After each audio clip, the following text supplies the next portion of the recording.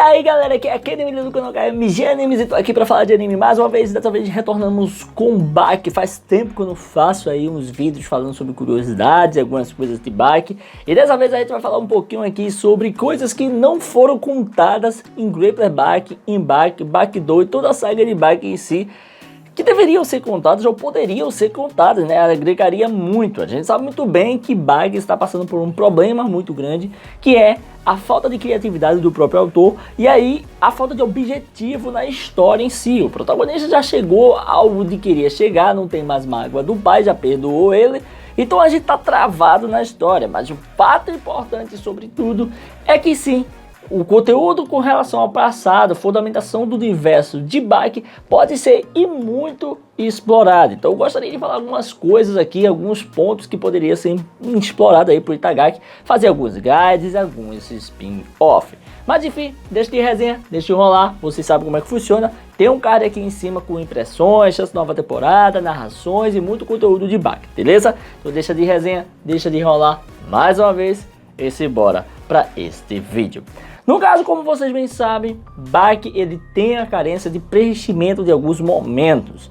E um dos primeiros momentos que eu queria falar aqui, que deveria sim ser preenchido, é sobre Yujiro. A gente não sabe como ele ficou forte, ou então, como Yujiro ficou forte. Ah, Kenny, mas ele nasceu forte, ele resistia a muitas toxinas, não sei o que.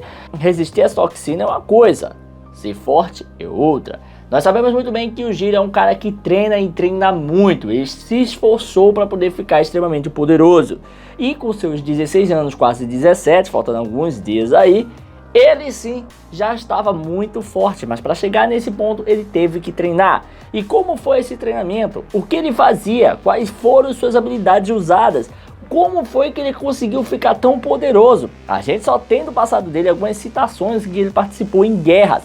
Inclusive estava no Vietnã, mas não sobre sua adolescência e nem tampouco sobre, no caso, sua infância. A gente tem uma lacuna gigantesca aí de tempo que faz falta, cara. Eu queria saber realmente como o Yujiro chegou onde chegou. E não ter ele como vilão, ele como quase um personagem principal, mas ser um personagem um tanto quanto vazio no quesito backstory, né? História passada. A gente não tem a história atrás dele, passada dele. Não temos nenhuma informação. As informações que a gente tem é que sempre ele foi overpower. Sem falar também que, pelo que deu a entender, aquele capítulo que foi lançado, que mostra ele pequenininho com a mãe dele, que ele suportou a toxina de milhões de milhares de podia matar gente pra caramba. Aquilo ali parece que foi descanonizado, então não vale mais pra obra. Então isso piora mais ainda a situação.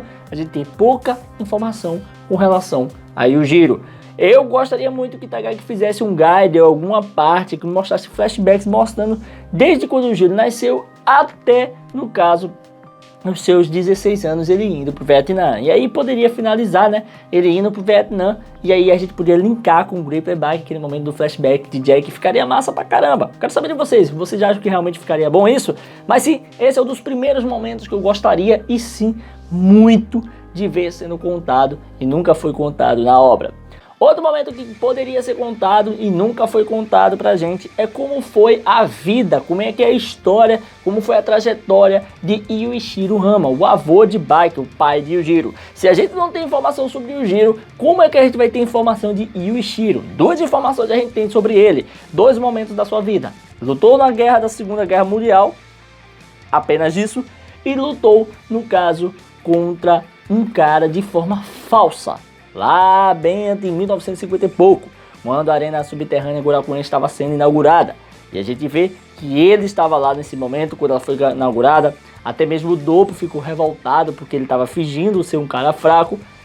E aí a gente só tem isso sobre o Yujiro. Nada mais. Não tem momentos onde ele era mais novo, não tem como ele treinou, não tem como ele conheceu a sua esposa, não tem como ele ficou com ela e deu ali a possibilidade de nascer mais um Hama, que seria Yujiro. Então tem tanta informação faltando sobre Yujiro que dá para fazer um mangá enorme, gigantesco, de uns 300 capítulos só da história de Yujiro.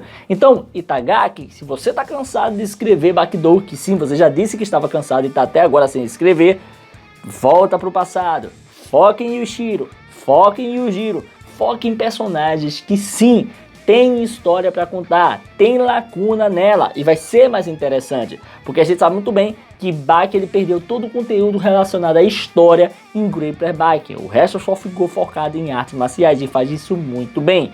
Porém, a gente sabe muito bem que não só se vive de uma coisa só, porque começa a ficar repetitivo. E isso está acontecendo mais recentemente. E agora vamos para outro tópico, né? Outro tópico que eu queria falar aqui é sobre Hetsu. Sabemos muito bem que Hetsu Isekai está fazendo um favor de mostrar um pouco do passado, mostrou um pouco sobre seu mestre, um pouco sobre como foi sua vida no templo, e até mesmo já soltando alguns lapsos sobre isso. Mas o fato importante que eu queria falar aqui é como foi o passado de Hetsu. A gente só tem uma informação que Hetsu foi deixado pelos seus pais no templo Bailin. Depois disso, acabou, é zero. Algumas informações que vêm sobre o Hetsu é sobre que ele estava treinando.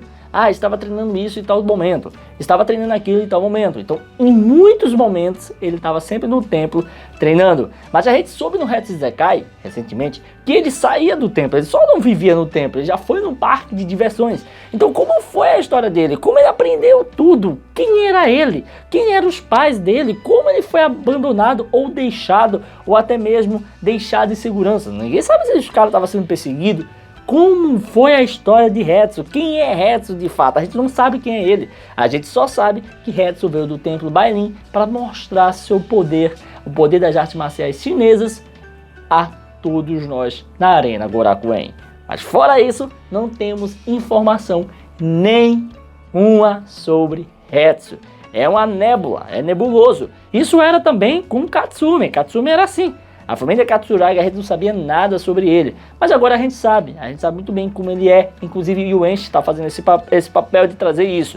Já li muita coisa, já sei muita coisa, mas para quem não leu, o mangá tá saindo, em breve vou trazer mais capítulos aqui pro canal, vou narrar para vocês. Então, essa parte está sendo preenchida, mas a de Hetsu, cadê? Eu quero informações sobre ele, como ele era, como foi a infância dele, o que aconteceu com ele. Está faltando e muito. E a última parte que eu gostaria de falar aqui se refere ao próprio Bach em si. E teve um momento que eu acho que Itagaki pecou e pecou muito. Quando Yujiro mata sua mãe, que Bach com seus 14 anos por aí inventa de viajar ao mundo procurando artes marciais poderosas para ficar mais habilidoso e tal, que ele sai do Japão e diz pro seu tio que em 2 anos voltaria, simplesmente o que a gente tem é o Bach saindo e um resumo de acho que 2, 3 páginas falando que Bach esteve numa grande saga lutando com americanos, passou pela América Central e América do Sul. Ou seja, América do Norte, América do Sul, América Central, México, Estados Unidos e Brasil. Ele teve todos esses lugares. Inclusive, quando chega no Brasil, é o mais rápido, na própria história fala que é o mais rápido porque ele vai direto encontrar o mais forte, né? Que é o Gracie em si, para ver o jiu-jitsu brasileiro e tal. Mas logo termina nisso. Mas antes desse momento final que foi no Brasil, teve toda uma trajetória que ele passou por vários lutadores, até que dissesse a ele, vai no Brasil, que no Brasil tem uns caras poderosos. Mas até chegar nesse ponto, tem muita história que era para ser contada. E Itagaki simplesmente cortou. Ele ia olhar assim, mano, vou fazer uma trajetória de Bach ficando forte. Não, só vou botar que ele tá forte mesmo e dane-se. Digo que ele lutou com os caras, acabou vencendo e tá tudo aí. Simplesmente foi isso. Ele resumiu toda uma saga de preparação e fortalecimento de Bach em simplesmente 2 páginas, uns 10 páginas por aí, um capítulo em si, onde dizia que ele foi lutar, encontrou os caras, foi ficando forte, superou os caras, foi para outro país, superou os caras e foi pro Brasil, superou o cara mais poderoso e voltou para o Japão. É só isso que se conta. Mas a gente não vê como isso aconteceu, qual foi o processo, como o Bach treinou para ir superando esses caras. No fim das contas, esses são os momentos que foram contados em Bach, estava lá em toda a franquia, mas a gente não sabe como aconteceu. Eles simplesmente são citados, mas a gente não vê o contexto, como foi, o que aconteceu, qual é a história por detrás de tudo. Mas é isso aí, pessoal. Se você curtiu esse vídeo, dá aquele like, comenta, se inscrever e ativar o sininho para estar recebendo notificações dos vídeos que eu vou postar aqui todo dia. Tranquilo? Valeu, galera. Fui!